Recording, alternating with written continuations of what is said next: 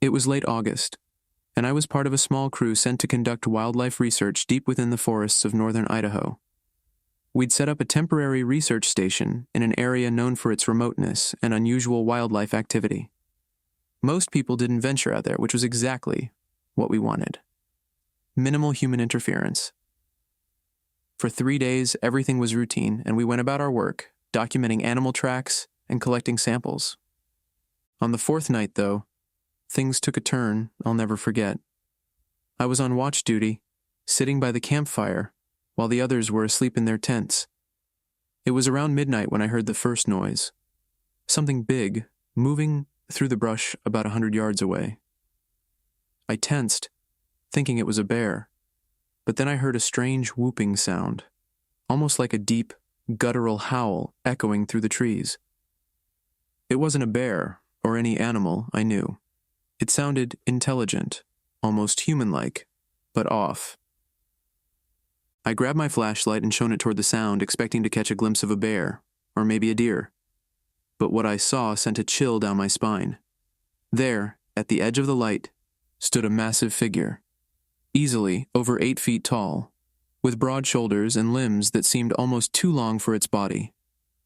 Its fur was dark brown, almost black, and matted, hanging in thick clumps.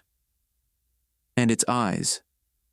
They reflected the light in an eerie yellow glow as it stared straight at me. We locked eyes, and I froze. It took a step closer, and I could feel the weight of its presence, a raw power that made me feel like a small animal in the presence of a predator. I wanted to shout, to alert my team, but my voice wouldn't come. The creature raised its arm and made a strange, sweeping gesture, almost like it was waving, or warning me. After a long, tense moment, it turned and disappeared back into the woods, its footsteps fading into the distance.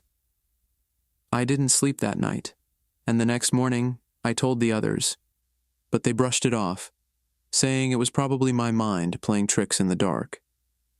But I know what I saw. I've seen bears, moose, and wolves, but nothing like that. It was just me and my buddy, Josh, on a weekend camping trip up in the northern Cascades. We'd set up camp about 2 miles off a trail that hardly anyone uses, and we were feeling pretty good about being out there on our own. Just 2 guys, a crackling campfire, and nothing but tall pines around us. We were both sitting on logs near the fire, telling stories and sipping coffee when I heard it. A deep, low grunt somewhere off to our left.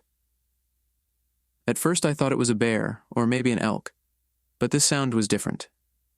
More human, somehow. I glanced at Josh, and he just shook his head like he hadn't heard it, but I could see the tension in his shoulders. Then came the crunch of footsteps, heavy ones. We both went quiet, straining to listen. The steps stopped for a second, then started again, but this time they sounded closer. I grabbed the flashlight and flicked it on, shining it toward the sound, expecting to catch the glint of animal eyes. What I saw was worse. Just beyond the edge of our campfire's light was a hulking, shadowy figure. Its head was level with a low tree branch, at least 8 feet off the ground. The thing stood there, unmoving, and then its arm, thick and covered in matted hair, reached out to grip the tree trunk beside it. The bark crunched under its grasp, as if it was testing the tree's strength. Josh let out a shaky breath, and the figure's head snapped in our direction. I couldn't make out any features, but I could feel its eyes on us. We both just sat there, paralyzed, while it stared, silent and steady. Then, without a sound, it turned and disappeared into the darkness. Neither of us slept that night. Every time I heard a twig snap or a leaf rustle, my heart raced, thinking it was back. I was hiking alone in the Rockies, working my way up to a high alpine lake that was known for its trout fishing. The trail was tough, winding through thick forest and then opening up to rocky slopes above the tree line. I'd been hiking for hours, and as the afternoon sun began to dip, I decided to set up camp by the lake and try fishing in the morning. Just as I was about to settle in, I noticed something odd near the water's edge. Massive footprints in the mud. I initially thought they might be from a bear, but as I inspected them more closely, I realized they were too long and narrow. I estimated them to be at least 16 inches long and around 8 inches wide. Whatever made those tracks was heavy, and it was bipedal. There was a definite heel-to-toe impression in the mud. As dusk fell, I couldn't shake an uneasy feeling, like I was being watched. The forest around me was eerily quiet. No birds, no rustling leaves, just silence. Then, I caught a movement out of the corner of my eye. A large, dark figure on the opposite side of the lake. It was standing partially obscured by trees, but I could see its outline clearly. It was tall, maybe 7 or 8 feet, and built like a linebacker, with massive shoulders and long arms. I stood there, heart pounding, watching it as it watched me. After a few moments, it took a step forward, and I could see its face, dark, almost human-like, but with a thick brow and deep-set eyes. The eyes were what struck me the most. They were intelligent and focused, not the vacant stare of an animal. Suddenly, it let out a low growl, a sound so deep I could feel it vibrating in my chest. I took a step back, and it tilted its head slightly, as if studying me. I didn't want to find out what would happen if I stayed, so I slowly backed away, never taking my eyes off it. Once I was a safe distance, I turned and ran back down the trail, heart pounding the whole way. I've been back to the Rockies since, but I'll never hike alone there again. A few years later, I was out on a solo hiking trip in Olympic National Park. I'd been following a faint game trail for hours, cutting deeper and deeper into the forest, when I noticed something odd in the mud ahead. Footprints. Huge, barefoot prints, each about 1.5 feet long, with 5 toes spread wide. They were fresh, so fresh I could see the damp mud still glistening in the sun. My curiosity got the best of me, so I decided to follow them, thinking it was probably a prank or maybe some weird trick of erosion. As I went on, I noticed little details. The prints led straight over rocks and through thick underbrush, not along the easier paths I'd been taking. And sometimes, the toe marks were deep, as if whatever made them had dug in its toes for traction. After about half an hour, I realized the trail had looped around. The prints circled a massive ancient cedar tree, and there, at the base of the tree, were bits of animal bones scattered around, a rabbit skull, some snapped ribs. I don't know what I expected, but it wasn't that. The bones were crushed and broken, like someone had stomped on them. Then, I heard breathing. Soft but heavy, coming from somewhere above me. I looked up into the branches and saw nothing, just dark shadows and leaves moving in the wind. But I knew I wasn't alone. It felt like something was watching me from up there, perfectly still and silent. I didn't wait around to find out. I backed away from that tree, careful not to turn my back to it, and hiked all the way out without stopping. I never saw whatever it was, but I knew one thing. I'd been close. Too close. This happened about 10 years ago when I was living in a remote cabin in Oregon. I'd rented it to escape the city for a few months and work on my photography. The cabin was small, nestled deep in the woods, with no neighbors for miles. I'd been there for a couple of weeks, enjoying the solitude, when strange things started happening. One night, around midnight, I heard heavy footsteps outside, like something big was walking around the cabin. I figured it was a deer, or maybe an elk. But then, the footsteps circled the cabin, slow and deliberate. And I realized this wasn't an animal. It was something pacing around, like it was inspecting the place. I grabbed my flashlight and went to the window, shining it out into the dark. I didn't see anything at first, but then I heard a loud thump on the back wall of the cabin, followed by a low, rumbling growl that I could feel deep in my bones. Heart racing, I went to the back window, and that's when I saw it. Standing about 20 feet away was a massive, dark figure. It was around 9 feet tall, towering over the brush, with shoulders as broad as the doorframe. Its face was partially obscured, but I could make out its deep-set eyes, watching me.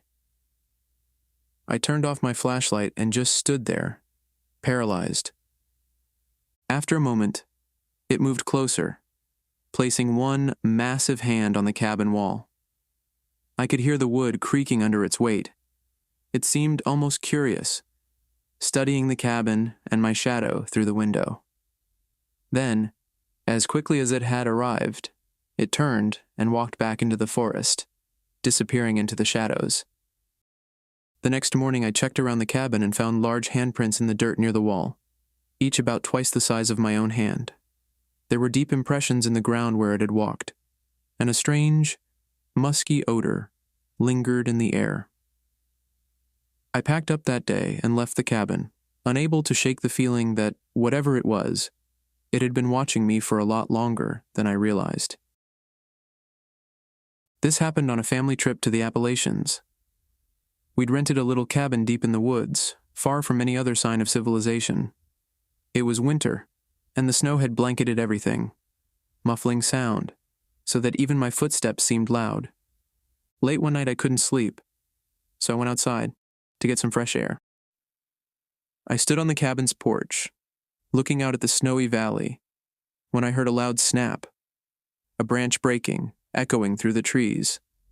Then another snap, closer this time. Then it came, a roar that I felt in my chest, low and guttural, like nothing I'd ever heard. It was loud, but what scared me most was the way it carried. The sound bounced off the trees, filling the whole valley, making it impossible to tell where it came from. I froze, straining my eyes, trying to see past the porch light's dim glow. After a few seconds, I saw it, a dark shape moving just beyond the tree line. It looked like a man, but wrong. Its shoulders were too wide, and its arms seemed to hang lower than they should. It was walking on 2 legs, but with this lumbering, heavy gait. Then it stopped, right at the edge of the light, and just stood there, staring. I could barely make out its face, a flat nose, deep-set eyes. But it was enough. It felt like time slowed down. I could see every tuft of dark hair, every wrinkle on its thick, leathery skin. And then, without a sound, it turned and vanished into the trees, like it had never been there at all. I stumbled back inside, locked the door, and spent the rest of the night awake, listening to the sounds of the woods, half expecting it to come knocking. I was camping alone in the Cascade Mountains. It was late fall, and the air had that crisp bite that feels refreshing during the day and almost too cold to bear at night. I had my tent set up near a creek, with no one around for miles, or so I thought. Around midnight, I was lying in my sleeping bag, struggling to drift off, because the forest was eerily silent. That's the first thing that tipped me off that something wasn't right. Usually you'd hear crickets, maybe an owl or two. But that night, the only sound was the faint gurgling of the creek. Then I heard something heavy, very heavy, crunching the underbrush. I stayed still, barely breathing as the footsteps got closer. They were slow and deliberate, almost like whatever it was knew I was there and was making sure to approach carefully. My heart pounded as a distinct odor wafted into my tent. A mix of wet dog, skunk, and something else I can't quite describe. I peeked out, trying to stay hidden, and there it was, a massive figure, maybe 7 or 8 feet tall, standing at the edge of my campsite.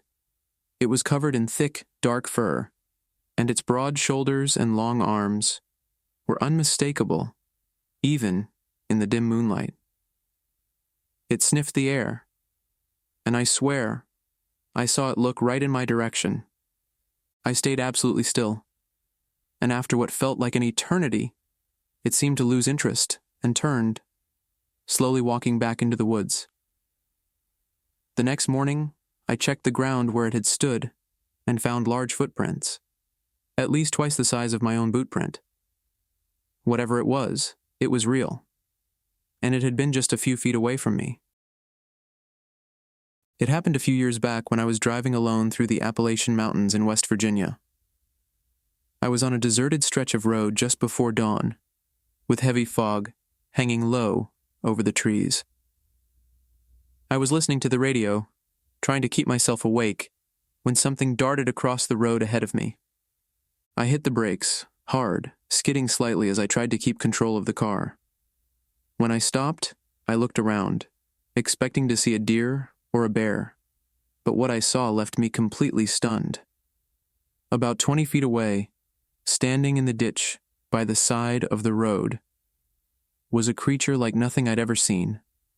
It was standing upright, with arms that seemed way too long for its body, and was covered head to toe in dark, matted fur.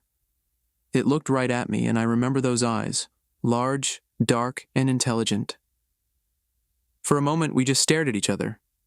Then, with a few enormous strides, it vanished into the mist and trees. The whole encounter lasted maybe 10 seconds, but I was left trembling, hands clutching the wheel. I waited a minute, gathering my courage, and drove forward.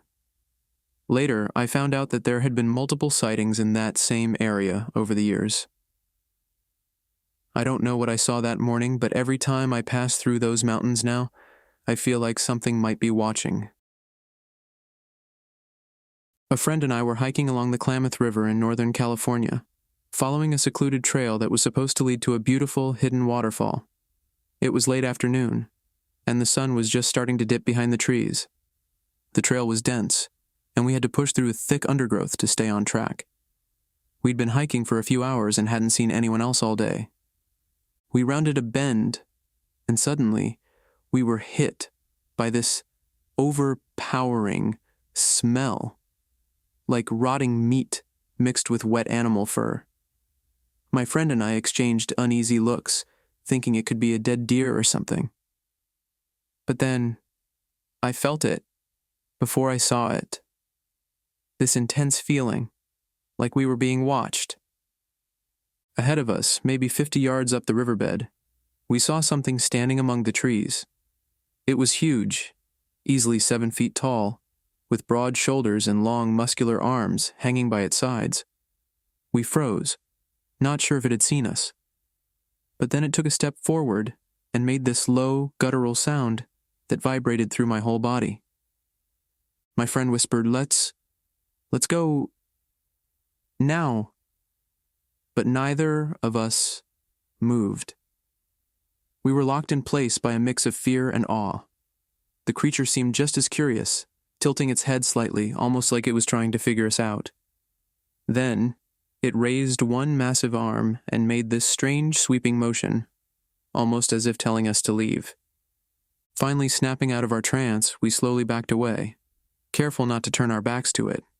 We kept moving until we couldn't see it anymore, then ran all the way back down the trail to our car. To this day, I can't explain what I saw, but every time I think about it, I can feel that same chill run down my spine. I grew up in the mountains of West Virginia, where stories of strange creatures weren't just told. They were whispered, as if speaking them aloud would bring the creatures right to our doors. I'd heard of Bigfoot, of course, but mostly laughed it off as mountain folklore, until the night I stopped laughing.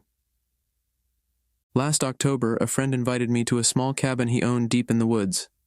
Great hunting spot, he'd said. I figured it'd be good to get away from the hustle, so I packed light, just the essentials, including my rifle and a flashlight. The first 2 nights were quiet, but on the third, I woke to a faint tapping sound outside the cabin. It was soft, like someone rapping knuckles against a tree trunk.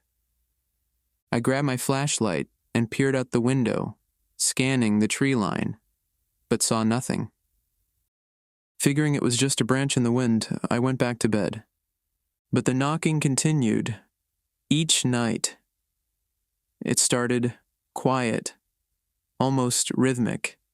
Tap, tap, tap. But it grew louder and closer until I swore it was coming from right outside my door. On the 5th night, I couldn't take it anymore. I swung open the door, shouting into the darkness, "Who's out there?" Only silence answered. As I turned back, there it was, standing just behind a tree maybe 10 feet from me.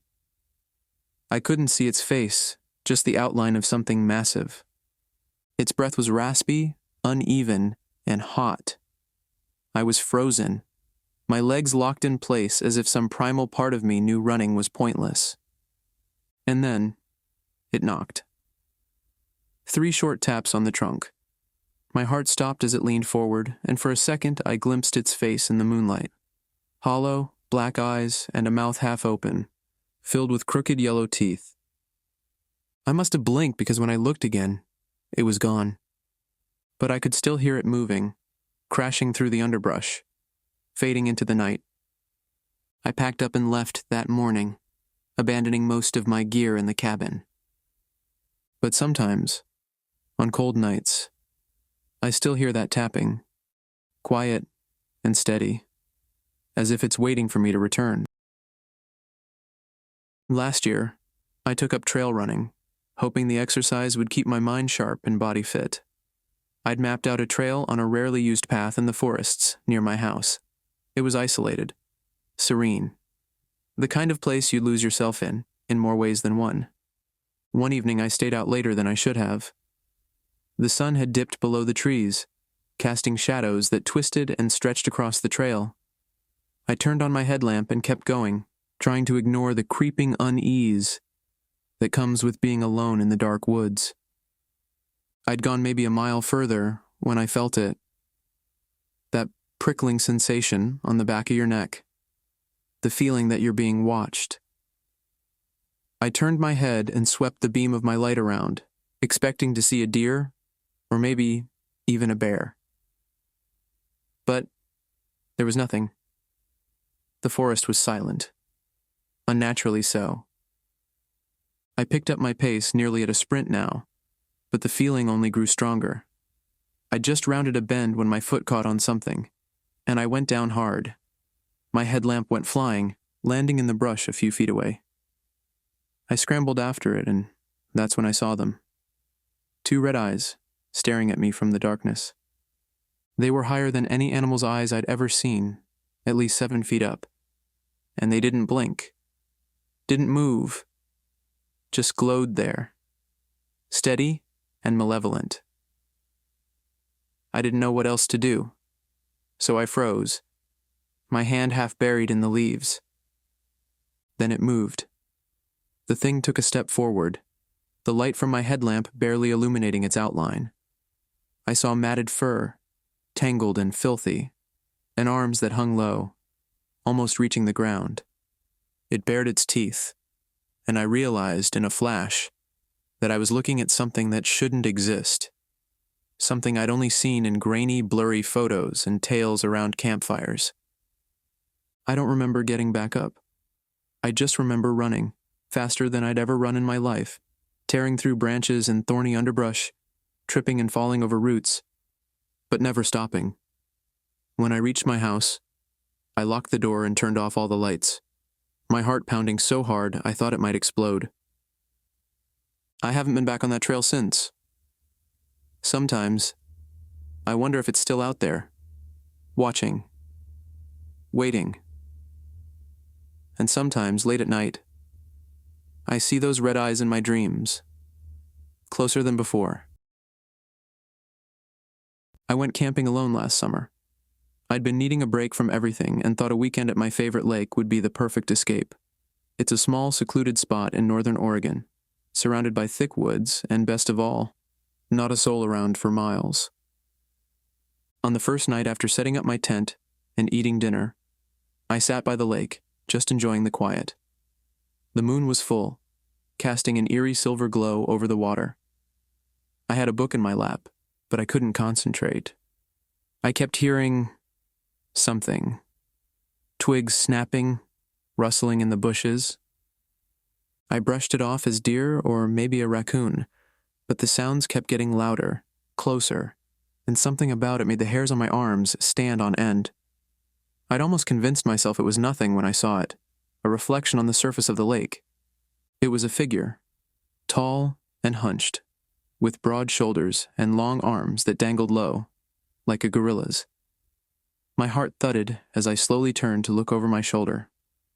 And there it was, standing at the edge of the trees, maybe 30 feet away, half hidden in shadow, but unmistakably real. I sat there paralyzed as it stepped forward, the ground crunching beneath its feet. It was massive, easily over 7 feet tall, covered in dark, coarse fur that glistened faintly in the moonlight. But the worst part was its eyes. Huge, dark, and intelligent, watching me like a predator sizing up its prey. I didn't know what to do, so I just sat there, hoping it would go away, that maybe if I didn't move, it wouldn't see me as a threat. But it took another step, and another, until it was so close I could smell it. A foul stench, like rotten meat and wet fur. And then, just as quickly as it had appeared, it turned and walked back into the trees, disappearing without a sound. I didn't sleep that night. I didn't even go back into my tent. I sat by the lake until the sun came up, clutching a rock, like it would somehow protect me. I left that morning, and I haven't been back. But sometimes, when I close my eyes, I can still see it, standing there, watching, waiting. And I wonder if it's still there, wandering those woods by moonlight, looking for its next visitor.